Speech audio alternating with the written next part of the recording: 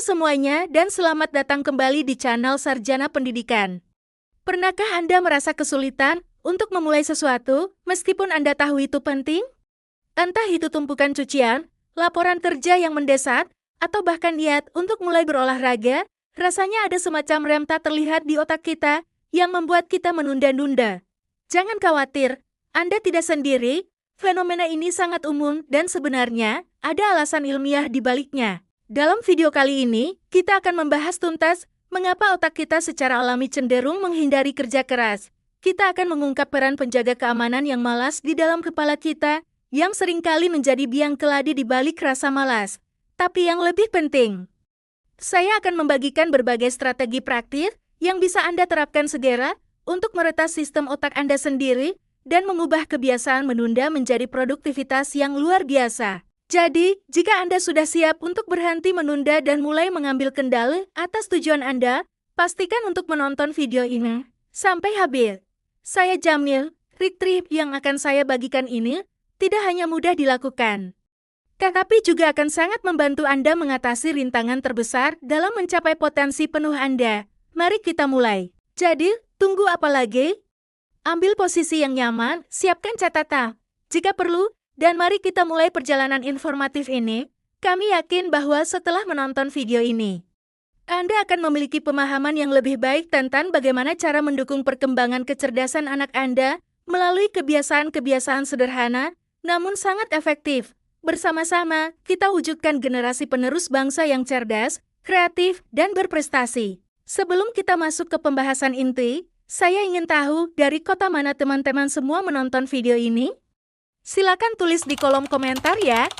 Jangan lupa juga untuk like video ini dan subscribe ke Sarjana Pendidikan, agar Anda tidak ketinggalan berbagai tips dan ilmu terbaru dari kami. Bagikan juga video ini kepada keluarga, teman, sahabat lainnya, agar semakin banyak anak Indonesia yang mendapatkan manfaat dari informasi ini. Mari kita ciptakan lingkungan yang kondusif bagi perkembangan optimal potensi setiap anak kita. Sekarang, mari kita bahas satu persatu. Mengapa otak kita menolak kerja keras? Pernahkah kamu merasa malas saat harus memulai tugas yang sulit, padahal kamu tahu tugas itu penting? Misalnya, menumpuknya cucian kotor, laporan pekerjaan yang harus selesai, atau rencana olahraga yang tak kunjung terrealisasi. Fenomena ini bukan hanya tentang kurangnya motivasi, melainkan ada mekanisme biologis di balik itu. Otak kita secara fundamental dirancang untuk menghemat energi. Ini adalah warisan evolusi dari nenek moyang kita yang harus berjuang untuk bertahan hidup, di mana setiap kalori sangat berharga. Melakukan aktivitas yang membutuhkan banyak energi, baik fisik maupun mental, dianggap sebagai risiko yang harus dihindari sebisa mungkin. Intinya, otak kita memiliki bagian yang bernama amigdala, yang bisa diibaratkan sebagai penjaga keamanan yang malas. Saat dihadapkan pada tugas yang terlihat menantang atau membutuhkan banyak usaha, amigdala akan membunyikan alarm.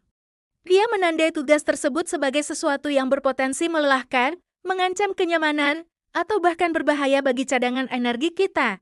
Bayangkan kamu ingin bersih-bersih rumah secara menyeluruh. Amigdala mungkin akan langsung memunculkan pikiran tentang berapa banyak tenaga yang akan terkuras, betapa kotornya kamar mandi, atau berapa lama waktu yang dibutuhkan. Alarm dari amigdala inilah yang kemudian memicu respons alami kita untuk menunda atau menghindari tugas tersebut. Ini adalah mekanisme perlindungan diri yang primitif, meskipun di era modern ini, justru seringkali menjadi penghalang. Otak cenderung memilih jalan termudah dan paling efisien. Jadi, daripada menghadapi ketidaknyamanan membersihkan seluruh rumah, otak akan menyarankan untuk menunda, mungkin dengan menonton TV atau bermain ponsel, yang jelas-jelas membutuhkan lebih sedikit energi. Dampak dari kecenderungan ini sangat terasa dalam kehidupan sehari-hari. Contohnya, saat kita harus belajar untuk ujian yang sulit, otak cenderung mencari pengalih perhatian seperti media sosial, tidur, atau bahkan makan camilan. Karena belajar membutuhkan konsentrasi dan pemecahan masalah yang menguras energi. Atau saat kita berniat memulai pola makan sehat, otak akan tergoda dengan makanan cepat saji atau camilan manis, karena proses pencarian dan konsumsi makanan tersebut lebih cepat dan memuaskan secara instan. Tanpa perlu usaha menyiapkan makanan sehat. Memahami mekanisme ini adalah langkah pertama untuk mengatasinya. Ini bukan berarti kita lemah atau tidak berdisiplin. Ini adalah respons alami otak yang bisa kita latih dan akali. Dengan menyadari bahwa penolakan ini adalah sinyal dari amigdala yang ingin menghemat energi, kita bisa mulai menerapkan strategi untuk menipu otak agar mau bekerja keras. Apakah kamu punya strategi andalan untuk menipu amigdalamu? Meretas otak untuk produktivitas, strategi mengatasi kemalasan. Kita semua tahu rasanya terjebak dalam lingkaran penundaan, di mana tugas-tugas menumpuk dan motivasi terasa hilang entah kemana. Namun, alih-alih menyalahkan diri sendiri, mari kita pahami bahwa otak kita memiliki cara kerja unik yang bisa kita manfaatkan dengan sedikit trik dan strategi cerdas. Kita bisa meretas sistem otak untuk mendorong diri menjadi lebih produktif. Ini bukan tentang memaksa diri, melainkan tentang bekerja cerdas dengan mekanisme internal kita. Meretas otak mulai dari langkah kecil. Salah satu hambatan terbesar dalam memulai tugas adalah persepsi tentang betapa besarnya tugas itu. Otak kita, yang suka menghemat energi, akan langsung mengibarkan bendera kuning saat melihat gunung pekerjaan. Ini membuat kita cenderung menunda karena merasa kewalahan sebelum mencoba. Strategi pertama adalah melawan persepsi ini dengan memulai dari hal yang sangat kecil, agar otak tidak merasa terancam. Aturan 2 menit. Konsep inti dari aturan 2 menit sangat sederhana.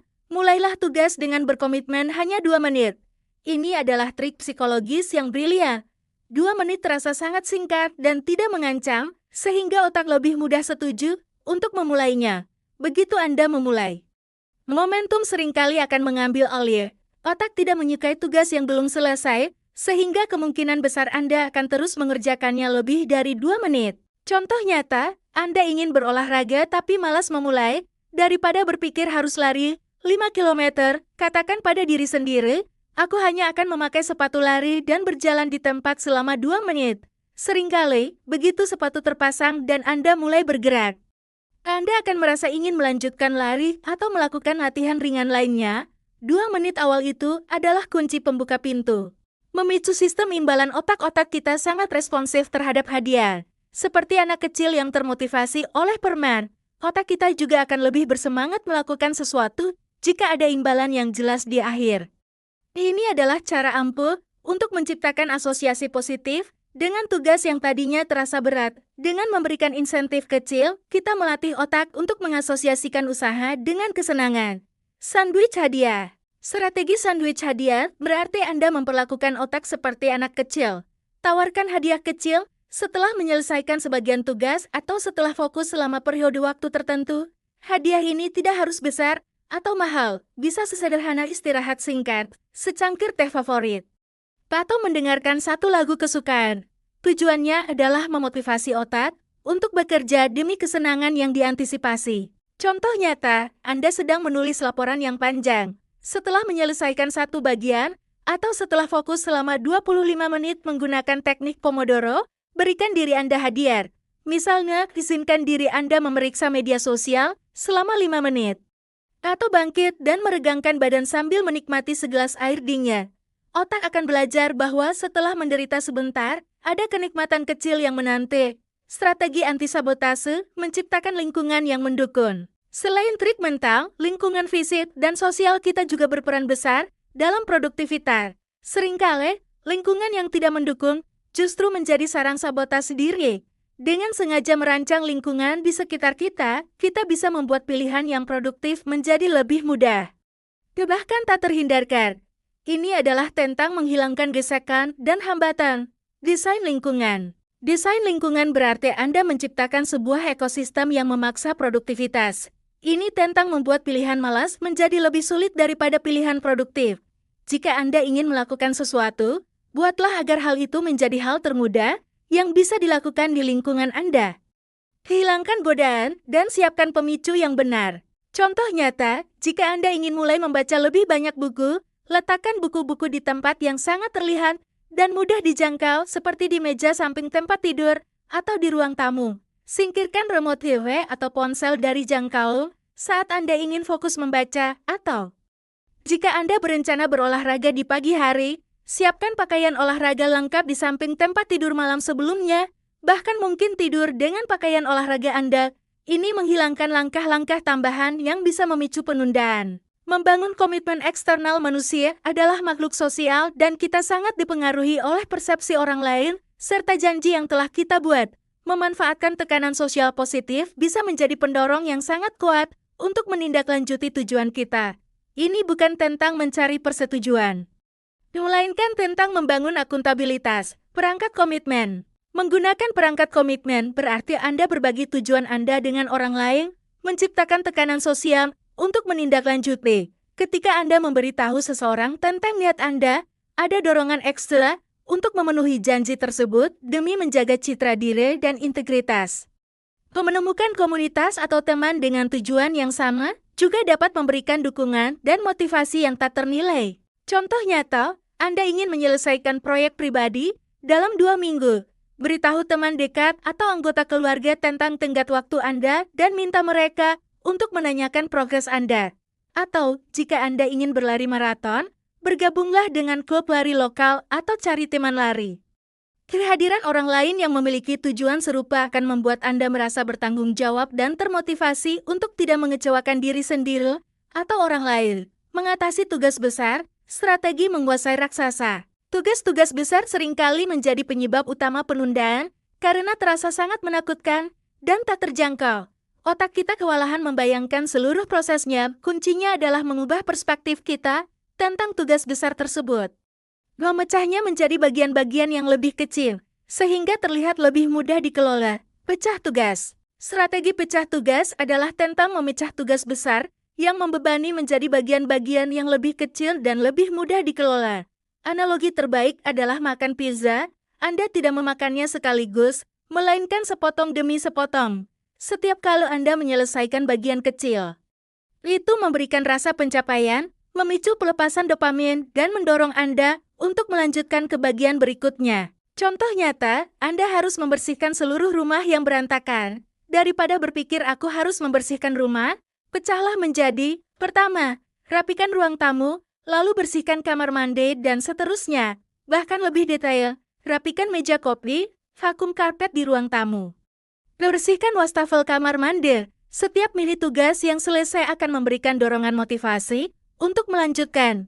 Pembingkaian ulang mental, mengubah perspektif. Cara kita berbicara pada diri sendiri dan bagaimana kita menginternalisasi tugas memiliki dampak besar pada kesediaan kita untuk memulainya. Jika kita terus-menerus mengatakan pada diri sendiri bahwa suatu tugas itu sulit atau membosankan, otak kita akan mempercayainya dan menciptakan penghalang. Mengubah narasi internal bisa sangat kuat. Mengubah narasi internal. Strategi pembingkaian ulang mental adalah tentang mengubah narasi internal Anda. Alih-alih berpikir tugas itu sulit, ubah menjadi menantang tapi mengasihkan, atau kesempatan untuk belajar. Masukan positif yang konsisten dapat mengubah pola pikir Anda seiring waktu. Mengurangi resistensi otak terhadap usaha.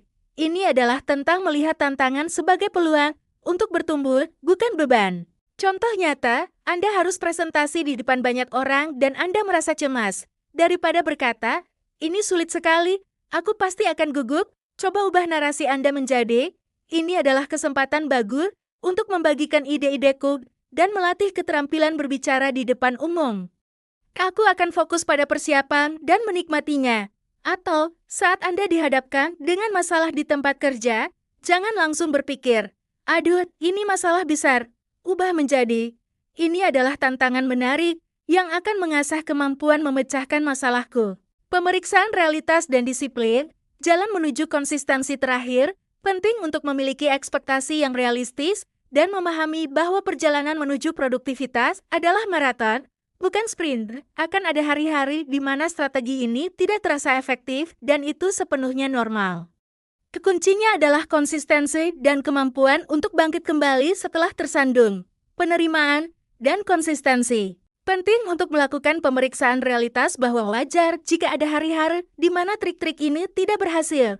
Otak kita bukan mesin yang sempurna, yang terpenting adalah konsistensi lebih penting daripada kesempurnaan.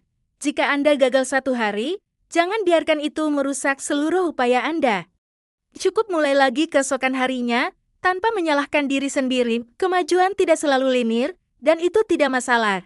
Contoh nyata, Anda berhasil menerapkan aturan 2 menit selama seminggu penuh dan sangat produktif. Tetapi di hari ke-8, Anda merasa sangat lelah dan tidak melakukan apa-apa, alih-alih berkata, "Aku gagal total," terimalah bahwa itu adalah hari yang buruk, keesokan harinya. Cukup ulangi aturan 2 menit itu lagi. Jangan biarkan satu hari buruk menghancurkan momentum yang telah Anda bangun. Tindakan di atas suasana hati. Banyak dari kita menunggu suasana hati untuk muncul sebelum memulai tugas. Kita berpikir, aku akan mulai jika aku merasa termotivasi.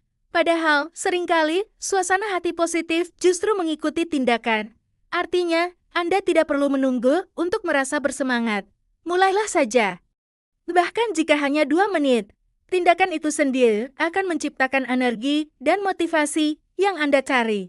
Contoh nyata, Anda perlu membersihkan kamar yang berantakan, tetapi Anda merasa sangat malas.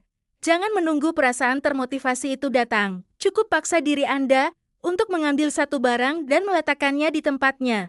Seringkali, tindakan kecil itu akan memicu dorongan untuk mengambil barang kedua, ketiga, dan seterusnya. Suasana hati Anda untuk bersih-bersih akan meningkat seiring dengan tindakan Anda. Membangun disiplin mental. Setiap kali Anda mendorong diri untuk melakukan sesuatu yang sulit atau melawan dorongan penundaan, Anda sedang membangun disiplin mental. Ini seperti otot. Semakin sering Anda melatihnya, semakin kuat ia tumbuh. Setiap kali Anda memilih untuk bertindak, meskipun ada resistensi dari otak, Anda memperkuat jalur saraf yang mendukung produktivitas dan ketekunan.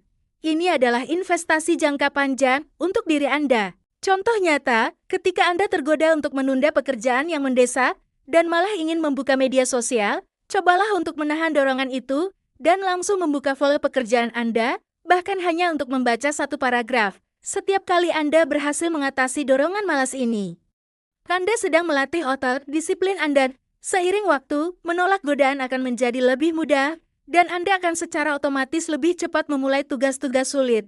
Mari kita terus belajar bersama anak, tumbuh bersama mereka, dan menjadi pendukung utama dalam setiap langkah perjalanan pendidikan mereka. Mungkin itu dulu ayah ibu hebat yang bisa sarjana pendidikan bagikan hari ini. Bantu koreksi di kolom komentar ya jika ada penjelasan sarjana pendidikan yang keliru. Ayo bersama-sama tingkatkan channel Sarjana Pendidikan untuk ilmu yang lebih bermanfaat lagi. Jangan lupa like dan subscribe. Terima kasih.